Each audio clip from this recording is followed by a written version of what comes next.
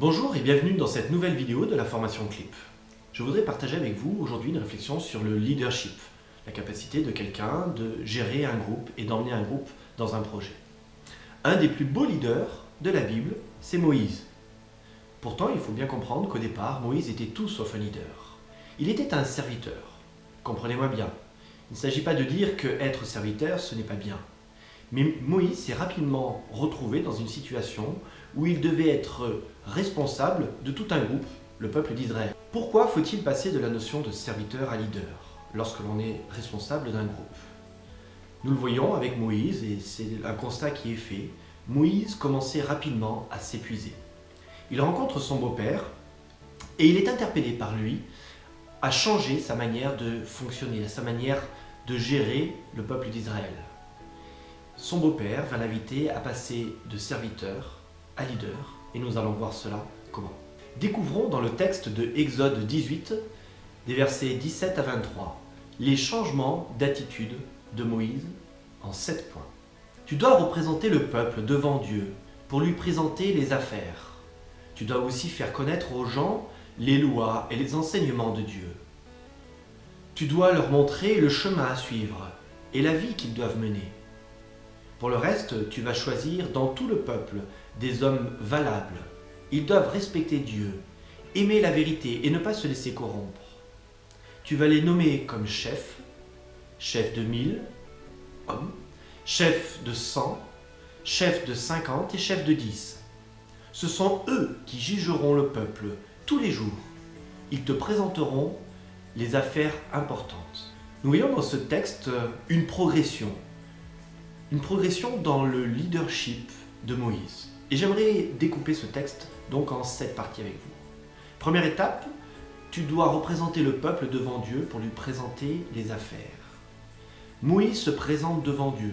C'est ce que l'on appelle tout simplement la prière. Moïse va devenir véritablement un homme de prière. Deuxième étape, dans cette transition de serviteur à leader, son beau-père lui dit: tu dois aussi faire connaître aux gens les lois et les enseignements de Dieu. Moïse va devoir apprendre à communiquer. Première étape, la prière. Deuxième étape, communiquer.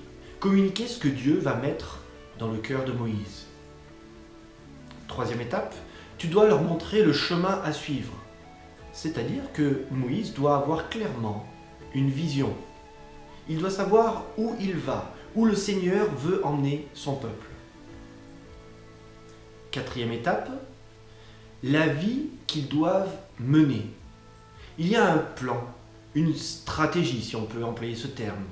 Dieu a une volonté de faire progresser petit à petit son peuple. Il y a tout simplement des étapes, une démarche à respecter. Tu vas choisir dans tout le peuple des hommes valables. Ils doivent respecter Dieu, aimer la vérité et ne pas se laisser corrompre. Moïse va devenir celui qui va sélectionner et qui va former des leaders. C'est la 5e étape de ce processus de serviteur à leader. Être un formateur. Verset 22, ce sont eux qui jugeront le peuple tous les jours. Moïse les a envoyés servir, chacun selon leur talent. Certains vont juger des grands groupes, d'autres des plus petits groupes, et ils vont tout simplement apprendre à servir. Dernière étape de ce processus de croissance, ils te présenteront les affaires importantes.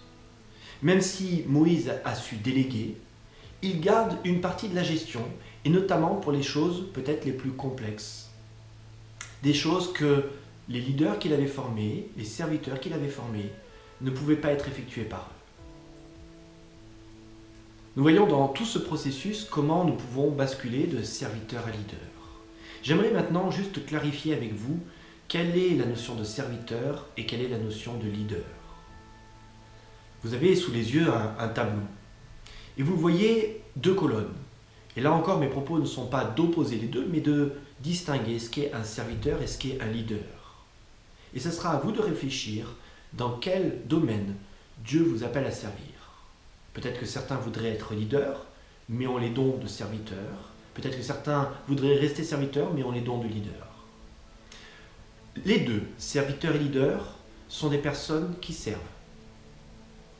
Le serviteur va directement vers les besoins des personnes, alors que le leader délègue aux autres la capacité de satisfaire les besoins des gens. Le serviteur s'épanouit en faisant son travail, alors que le leader va s'épanouir à équiper les autres pour faire le travail. Le serviteur adopte la défensive pour survivre parfois, alors que le leader est proactif pour progresser, pour avancer. L'obstacle ne lui fait absolument pas peur et ne se renferme pas sur lui-même. Le serviteur réagit aux besoins ponctuels, au coup par coup, alors que le leader crée des occasions pour faire avancer les autres. Il va générer lui-même des temps particuliers. Le serviteur s'occupe des besoins immédiats, alors que le leader s'attache dans une vision à beaucoup plus long terme. Le serviteur prend soin des autres, alors que le leader équipe les autres. Pour comprendre si vous êtes appelé à être serviteur ou leader, vous l'avez compris, la première étape est la prière. Ne prenez pas une place qui n'est pas la vôtre, mais assumez la tâche qui est la vôtre, soit celle de serviteur, soit celle de leader. Quelle que soit la réponse que vous entendrez de la part de Dieu, servez de tout votre cœur au nom de Dieu. Que Dieu vous bénisse dans son service.